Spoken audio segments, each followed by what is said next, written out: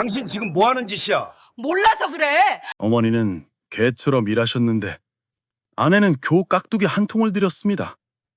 저는 그날 50평생 처음으로 아내에게 소리를 질렀습니다. 저는 이정수입니다. 중소기업 부장으로 나름 사회적 위치도 있는 50대 가장이죠. 하지만 매년 겨울 단 하루만큼은 제가 세상에서 가장 무능하고 비겁한 아들이 되는 날이 있었습니다. 바로 김장날이었어요. 당신은 혹시 자식된 도리와 남편의 역할 사이에서 짓눌려 숨막히는 삶을 살고 있진 않나요? 가끔은 이 지옥 같은 현실을 피해 도망치고 싶다는 생각 해보신 적 없으신가요? 10년의 후회, 찰나의 진심을 담아 들려드릴게요. 구독 버튼을 눌러주세요. 제 어머니 박순덕 어머니는 78살의 고령이셨지만 매년 우리 집 김장을 도맡아 하셨습니다. 그 김장은 온전히 우리 가족만을 위한 게 아니었어요. 아내 윤경의 친정 식구들에게 보낼 김치까지 포함된 말 그대로 대규모 공사였죠. 지난주 금요일이었습니다. 어머니는 새벽 첫 차를 타고 시골에서 올라오셨어요. 어머니가 오신다는 건 윤경의 표정이 미묘하게 싸늘해진다는 신호이기도 했습니다. 아내는 입으로는 어머니 편하게 쉬세요 라고 했지만요. 눈빛과 말투는 이미 당신이 할 일 알고 있잖아요 라고 말하고 있었어요.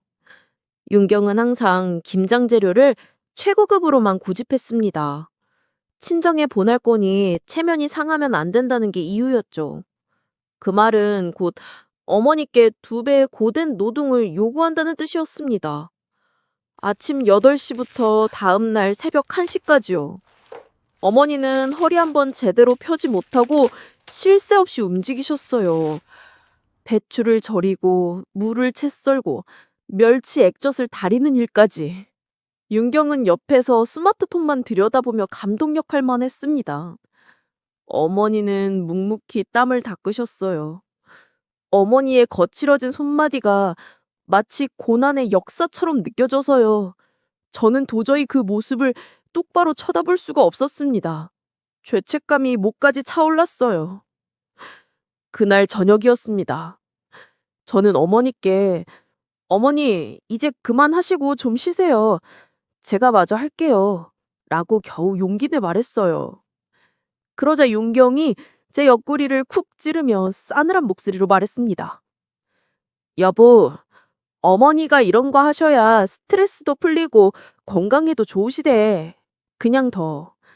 그리고 당신이 하면 맛없어서 친정에 못 보내잖아. 그 한마디에 저는 입을 다물었습니다. 비겁하게도 저는 가정의 평화라는 허울 좋은 핑계 뒤에 숨어버린 거예요. 어머니의 등이 굽어가는 모습을 보면서도요. 아내의 말에 고개를 끄덕인 저의 나약함이 칼날처럼 어머니의 등을 찌르는 기분이었습니다. 그날 밤 어머니는 거실 소파에서 주무셨어요. 허리가 아프신지 연신 몸을 뒤척이셨죠.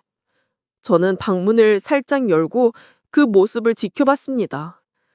가슴이 찢어지는 것 같았어요. 하지만 저는 그저 방문을 다시 닫고 이불을 뒤집어 썼을 뿐입니다. 다음 날 아침 어머니는 새벽 5시에 일어나 다시 김장 마무리를 시작하셨어요. 양념을 버무리고 배추 속을 채워넣고 김치를 항아리에 담는 작업이었습니다. 윤경은 아침 10시가 넘어서야 일어났어요. 세수도 안 하고 부스스한 멍이로 나와서는 어머니가 담은 김치를 하나하나 검사하기 시작했습니다.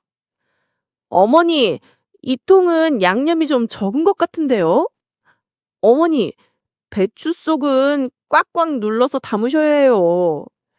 어머니는 그럴 때마다 그래, 알았다 라고만 답하셨어요. 저는 그 광경을 보며 진흙탕에 빠져 허우적거리는 기분이었습니다. 숨이 막혔어요. 하지만 여전히 저는 아무 말도 하지 못했습니다.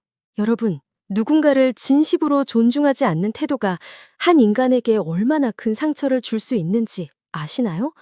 저는 그 상처가 무서운 바이러스처럼 제 가정을 좀먹는 것을 매년 목격했습니다. 어머니, 박순덕 어머니는 매년 김장 때마다 낡은 빨간색 고무장갑을 가지고 오셨어요. 손등 부분이 해져서 작은 구멍이 난 장갑이었습니다. 제가 몇 번이나 새 장갑 사드릴게요 라고 했지만요. 어머니는 이제 손에 익어서 편하다며 고집하셨어요. 그 장갑은 저에게 어머니의 희생을 상징하는 징표였습니다. 동시에 저의 비겁함을 상징하는 족쇄이기도 했죠. 저는 그 장갑이 보일 때마다 숨이 막혔어요. 윤경은 어머니가 오신 날부터 김장이 끝나는 다음 날 아침까지요. 어머니에게 단 한 번도 진심으로 감사하다는 말을 하지 않았습니다. 오히려 어머니가 작은 실수라도 할까봐 매 순간 어머니의 동선을 레이저 같은 눈빛으로 따라다녔어요. 어머니, 배추속은 너무 많이 넣지 마세요. 터져요.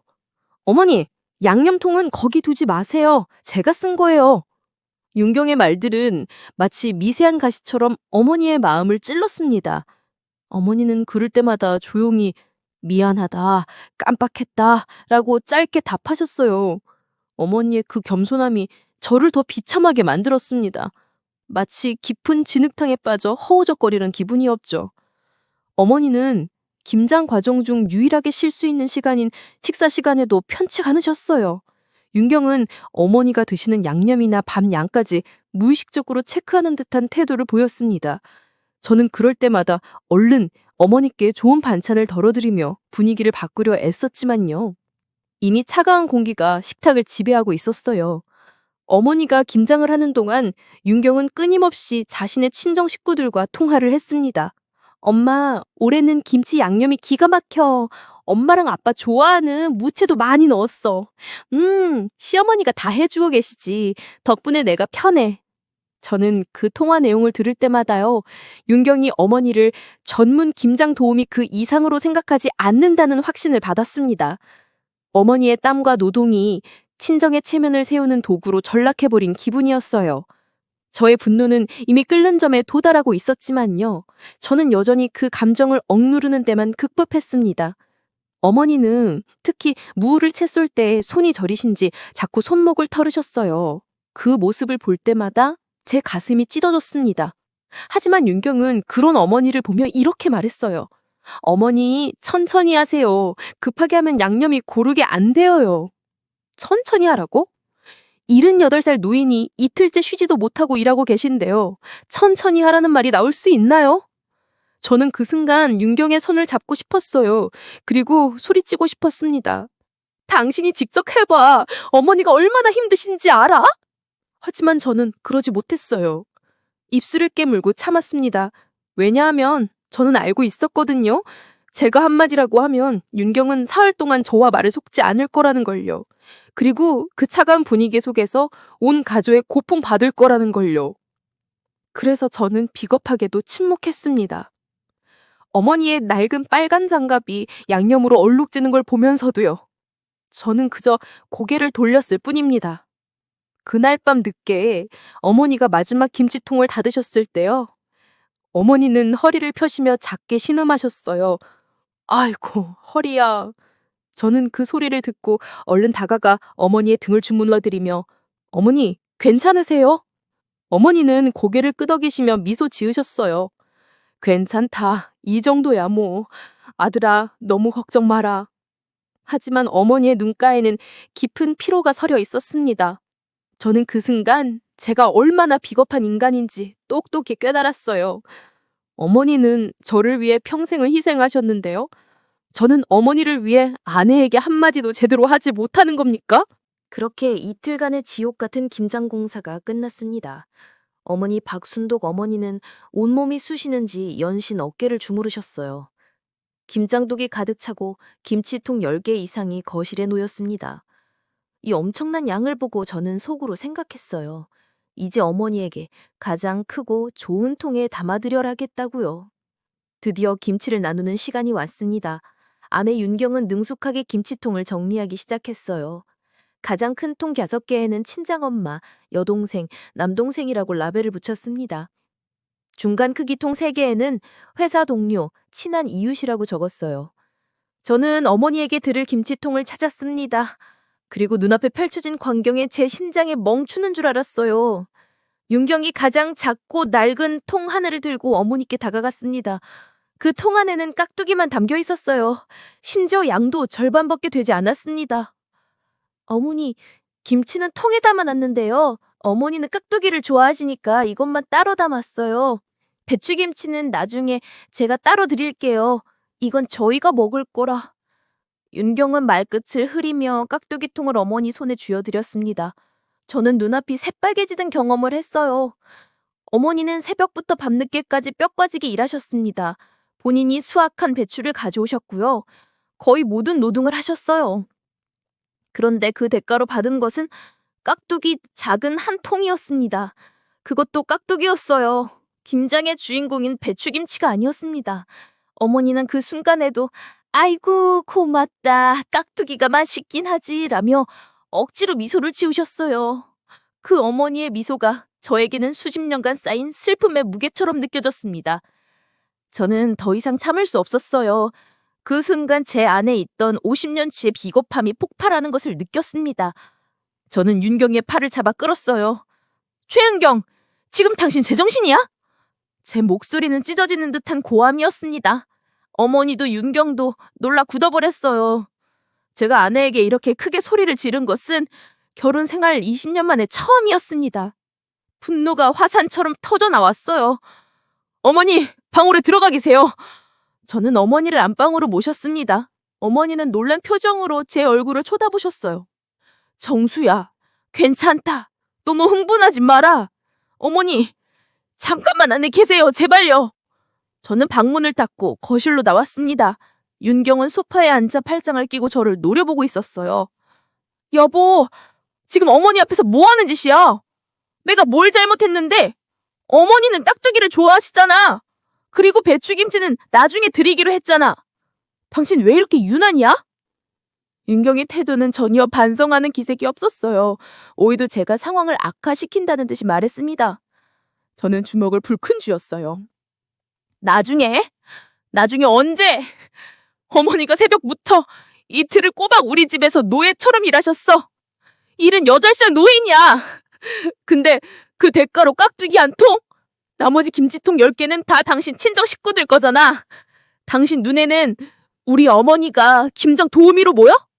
제 목소리는 떨리고 있었어요.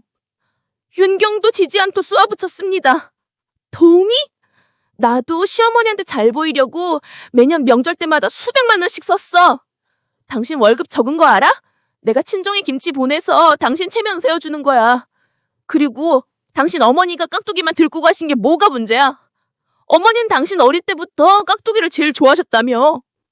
윤경의 말에는 놀라운 모순이 있었어요. 어머니는 깍두기를 좋아하신다는 변명은요, 사실 배추김치를 더 많이 친정에 보내고 싶다는 탐욕을 숨기기 위한 얇은 포장지에 불과했습니다. 저는 그 진실의 실타래를 잡고 힘껏 잡아 당겼어요. 좋아하는 거랑 노동의 대가로 그것만 드리는 거랑 같아? 당신 친정 엄마한테 깍두기만 보내봐. 무슨 소리 들을지. 당신은 지금 우리 어머니를 존중하지 않고 무시하는 거야.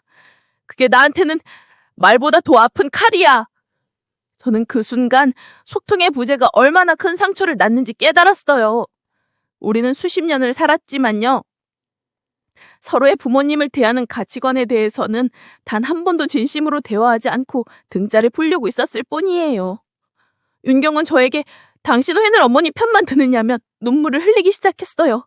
그 눈물은 저의 죄책감을 자극하는 무기였어요.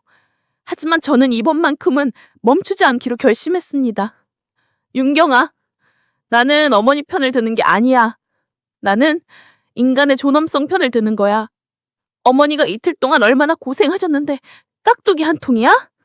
이건 모욕이야, 모욕. 제 목소리는 점점 커졌어요. 윤경은 소파에 주저앉아 울기 시작했어요. 저는 더 이상 말을 잇지 못하고 거실을 나와 베란다로 갔습니다. 차가운 겨울바람이 제 얼굴을 때렸어요. 저는 눈물을 흘렸어요. 50년을 살면서 이렇게 무너지는 경험은 처음이었습니다. 제가 소리를 지르자 윤경은 당황했지만 이내 오만함으로 가득 찬 표정으로 저를 노려봤어요.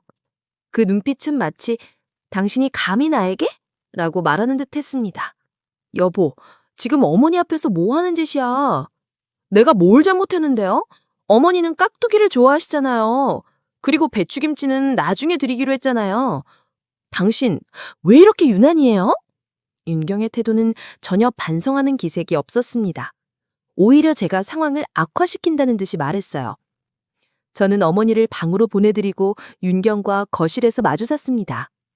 가슴이 터질 것 같았어요. 나중에요? 나중에 언제요? 어머니가 새벽부터 이틀을 꼬박 우리 집에서 노예처럼 일하셨어요. 78살 노인이라고요. 근데 그 대가로 깍두기 한 통이요? 나머지 김치통 10개는 다 당신 친정 식구들 거잖아요. 당신 눈에는 우리 어머니가 김장 도우미로 보여요? 제 말에 윤경도 지지 않고 쏘아붙였습니다. 윤경의 눈빛에서 억눌렸던 분노가 터져나오기 시작했어요. 도우미요? 나도 시어머니한테 잘 보이려고 매년 명절 때마다 수백만 원씩 썼어요. 당신이 월급 적은 거 알아요? 내가 친정에 김치 보내서 당신 체면 세워주는 거예요. 그리고 당신 어머니가 깍두기만 들고 가신 게 뭐가 문제예요? 어머니는 당신 어릴 때부터 깍두기를 제일 좋아하셨다며요? 윤희경의 말에는 놀라운 모순이 있었습니다. 어머니는 깍두기를 좋아하신다는 변명은 사실 배추김치를 친정에 더 많이 보내고 싶다는 탐욕을 숨기기 위한 얇은 포장지에 불과했어요. 저는 그 진실의 실타래를 잡고 힘껏 잡아당겼습니다. 좋아하시는 거랑 노동의 대가로 그것만 드리는 거랑 같아요? 당신 친정엄마한테 깍두기만 보내봐요. 무슨 소리 들을지. 당신은 지금 우리 어머니를 존중하지 않고 무시하는 거예요. 그게 나한테는 말보다 더 아픈 칼이라고요. 저는 그 순간 소통의 부재가 얼마나 큰 상처를 낳는지 깨달았습니다. 우리는 수십 년을 함께 살았지만 서로의 부모님을 대하는 가치관에 대해서는 단 한 번도 진심으로 대화한 적이 없었던 거예요. 윤경은 저에게 당신은 왜 늘 어머니 편만 드느냐며 눈물을 흘리기 시작했습니다. 그 눈물은 저의 죄책감을 자극하는 무기였어요. 하지만 저는 이번만큼은 멈추지 않기로 결심했습니다. 당신이 속상한 것도 알아요. 하지만 속상하다고 해서 우리 어머니한테 이렇게 해도 되는 건 아니잖아요. 어머니는 아무 말 없이 참으셨어요. 그게 얼마나 큰 고통인지 생각해 봤어요? 제 목소리는 떨렸지만 단호했습니다. 윤경은 고개를 돌렸어요. 침묵이 흘렀습니다. 그 침묵 속에서 저는 우리 부부가 지금껏 외면해온 진실과 마주하고 있었습니다. 이건 김치 한 통의 문제가 아니었어요. 이건 존중의 문제였고 사랑의 문제였고 가족의 의미에 관한 문제였습니다. 윤경은 결국 소파에 주저앉았어요. 손으로 얼굴을 가렸습니다. 저는 그 모습을 보며 마음 한편이 무너지는 걸 느꼈지만 동시에 이 대화를 끝까지 이어가야 한다는 확신도 들었습니다. 베란다로 나온 저는 차가운 겨울바람을 맞으며 주먹을 쥐었습니다. 눈물이 볼을 타고 흘러내렸어요. 50년을 살면서 이렇게 무너지는 기분은 처음이었습니다. 가슴 속에서 뭔가가 터져나오는 것 같았어요. 분노였을까요? 슬픔이었을까요? 아니면 그동안 억눌러왔던 모든 감정이 한꺼번에 폭발하는 거였을까요? 제 손은 떨리고 있었습니다. 온몸에 힘이 빠졌어요. 마치 실타래가 풀리듯 모든 에너지가 빠져나가는 느낌이었습니다. 얼마나 지났을까요? 베란다 문이 열리는 소리가 들렸습니다. 윤경이 나왔어요. 붉게 부은 눈으로 저를 바라봤습니다. 저는 돌아보지 않았어요. 여전히 난간을 붙잡고 서 있었습니다. 한동안 침묵이 흘렀습니다. 그 침묵이 마치 20년 동안 우리 부부 사이에 쌓여온 벽처럼 느껴졌어요. 저는 그 침묵 속에서 지난 20년을 떠올렸습니다. 언제부터였을까요? 제가 아내의 눈치를 보기 시작한 게요. 언제부터였을까요? 제가 어머니를 제대로 챙기지 못하기 시작한 게요. 결혼 초 윤경은 어머니를 정말 잘 모셨습니다. 명절 때마다 정성껏 음식을 준비했고요. 어머니께도 자주 전화를 드렸어요. 시댁 어른들 생신도 챙기고요. 제사상도 정성껏 차렸습니다. 하지만 시간이 지나면서 뭔가 변했어요. 제가 윤경의 친정에 소홀했던 게 문제였을까요? 사실 저는 처가 식구들과 어울리는 게 불편했습니다. 장모님은 늘 제 직장과 수입에 대해 물어보셨고요. 처남은 제게 돈을 빌리려 했어요. 그래서 저는 가능하면 처가 방문을 피했습니다. 윤경은 그런 저를 보며 점점 섭섭해했을 겁니다. 그리고 그 섭섭함이 어머니에 대한 태도로 나타났던 거예요. 윤경은 점점 더 친정 쪽으로 기울었고요. 어머니에 대한 태도도 달라졌습니다. 저는 그걸 알면서도 모른 척 했어요. 갈등이 두려워서요. 부부싸움이 무서워서요. 여보, 윤경의 목소리가 들렸습니다. 떨리는 목소리였어요. 나도 힘들었어.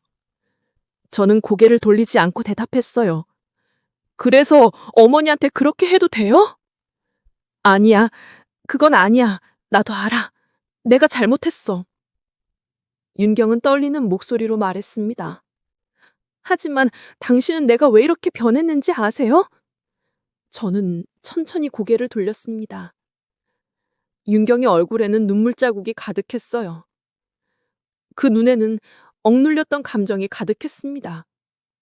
결혼하고 10년 동안요, 나는 당신 어머니를 정말 잘 모셨어요. 명절마다 음식 준비하고 제사상 차리고 어머니 아프시면 병원 모시고 가고요. 하지만 당신은 우리 친정에 한 번도 제대로 신경 쓴 적이 없었죠. 윤경의 목소리에 원망이 묻어났습니다. 우리 아버지 생신에도 안 가고요. 핑계대고 빠지고요. 우리 엄마 아프실 때도 병문안 한 번 안 갔잖아요. 우리 오빠가 사업 힘들 때도 모른 척하고요.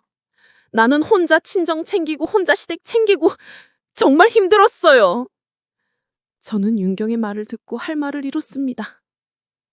사실이었으니까요. 저는 정말 처가에 무관심했어요. 나는 외로웠어요.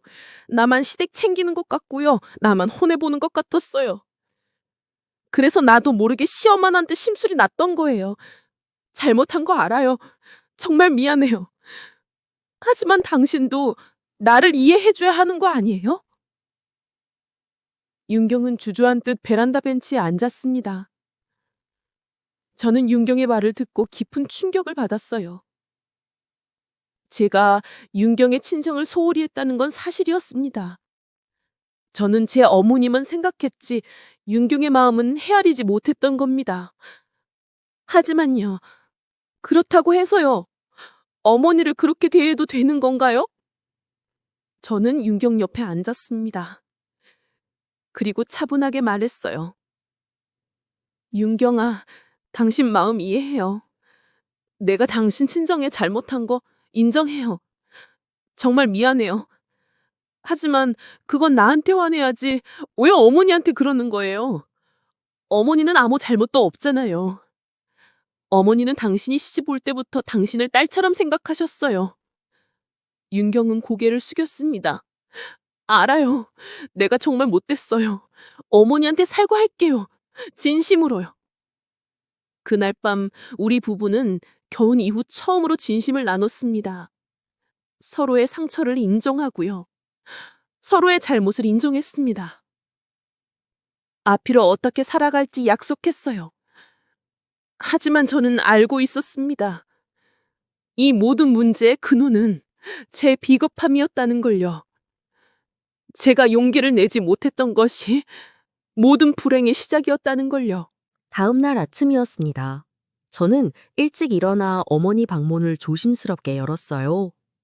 어머니는 이미 깨어 계셨습니다. 창밖을 바라보고 계셨어요. 새벽 6시였는데 벌써 일어나셨던 겁니다.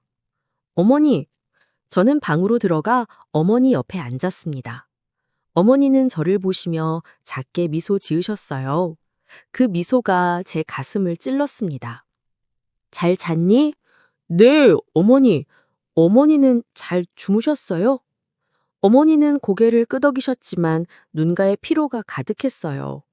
허리도 많이 아프신 것 같았습니다. 정수야, 너무 걱정 말어. 부부싸움은 칼로 물베기다. 곧 괜찮아질 거요. 용경이도 나쁜 애는 아니여. 그냥 힘들었던 거지. 어머니는 오히려 저를 위로하셨습니다. 며느리를 감싸주기까지 하셨어요. 저는 그 말을 듣고 눈물이 핑 돌았습니다. 가슴이 무너지는 것 같았어요. 어머니, 죄송해요. 제가 잘못했어요. 제가 어머니를 제대로 지켜드리지 못했어요. 제가 더 일찍 목소리를 냈어야 했는데요. 제가 비겁했어요. 어머니는 제 손을 꽉 잡으셨습니다. 거친 손이었어요. 평생 일만 하신 손이었습니다.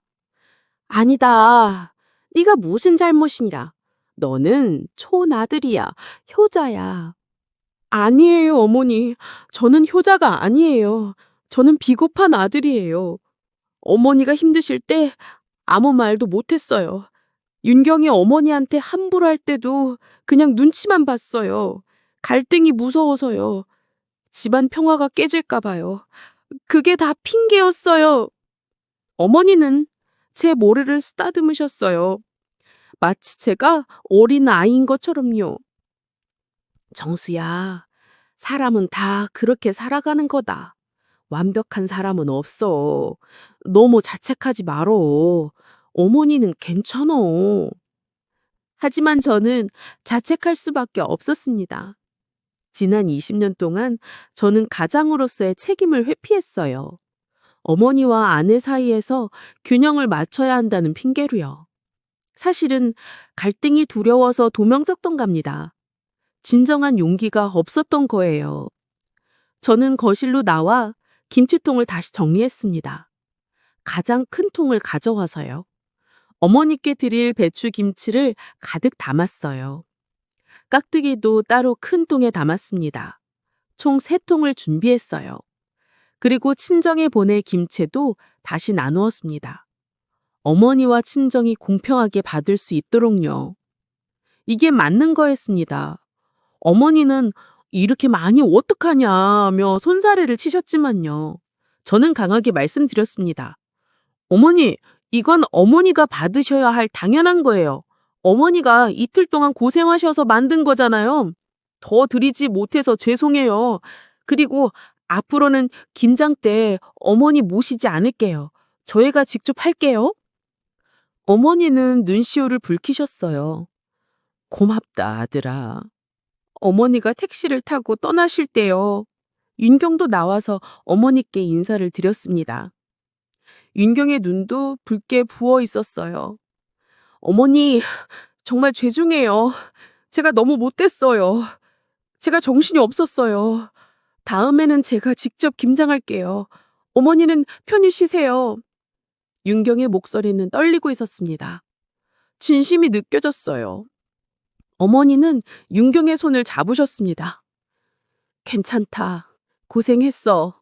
건강 챙기고 정수 잘 챙겨줘. 어머니는 그렇게 말씀하시고 택시에 오르셨어요. 저는 택시가 보이지 않을 때까지 손을 흔들었습니다. 가슴이 먹먹했어요. 그리고 집으로 돌아와 거실에 혼자 앉았습니다. 윤경은 방에 들어가 있었어요.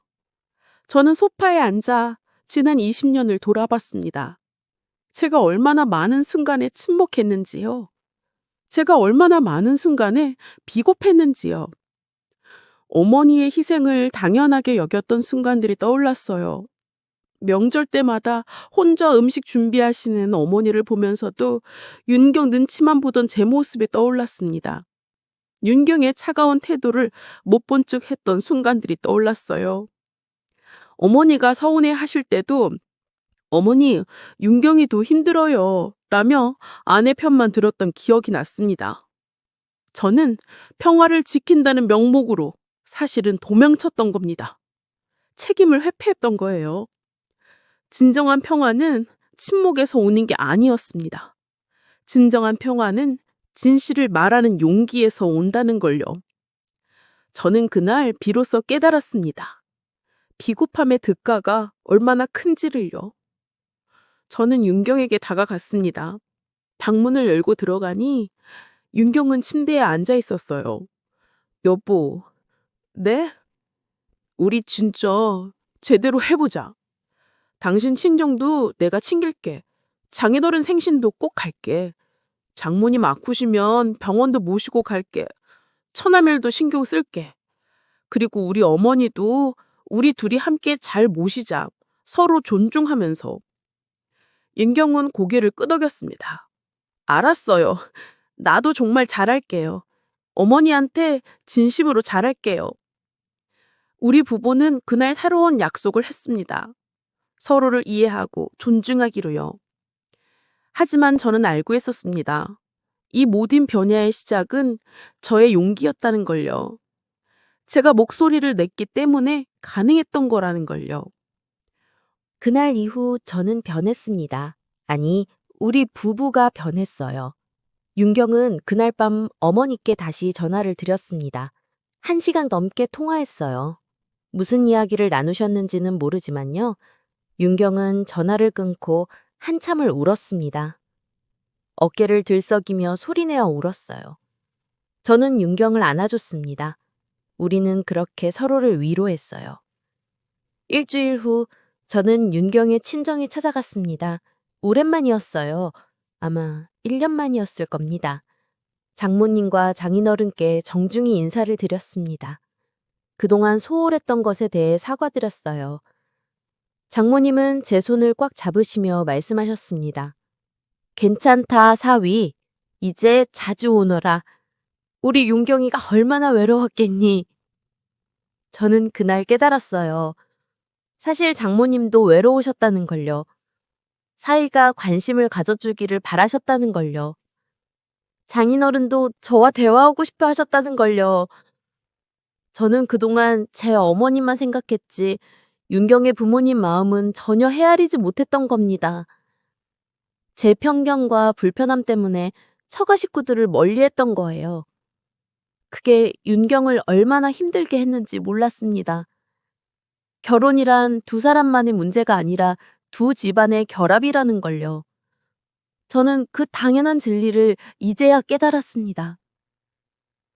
한 달 후 저희 부부는 어머니를 모시러 시골에 내려갔어요. 어머니는 깜짝 놀라셨습니다. 웬일이냐며 반가워하셨어요. 평소에는 명절에만 내려갔는데 갑자기 찾아갔으니까요. 저희는 어머니와 함께 맛있는 음식을 먹었습니다. 식당에서 어머니가 좋아하시는 갈비탕을 드렸어요.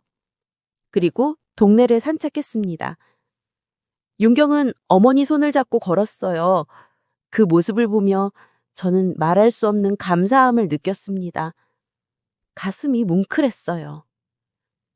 윤경이 변한 게 아니라 제가 먼저 변했기에 윤경도 변할 수 있었던 겁니다. 올해 김장철이 다가왔을 때요. 저희는 어머니를 모시지 않았습니다. 대신 저희 부부가 직접 김장을 담갔어요. 서툴렀지만 함께 했습니다. 윤경은 유튜브를 보며 배추 절이는 법을 배웠고요. 저는 양념 만드는 법을 공부했습니다. 이틀 동안 함께 땀 흘리며 김장을 했어요. 힘들었지만 행복했습니다. 서로를 배려하며 함께 일하는 게 이렇게 좋은 거였어요. 윤경은 중간중간 제게 물을 가져다 주고요. 저는 윤경의 허리가 아플까봐 자주 쉬자고 했습니다.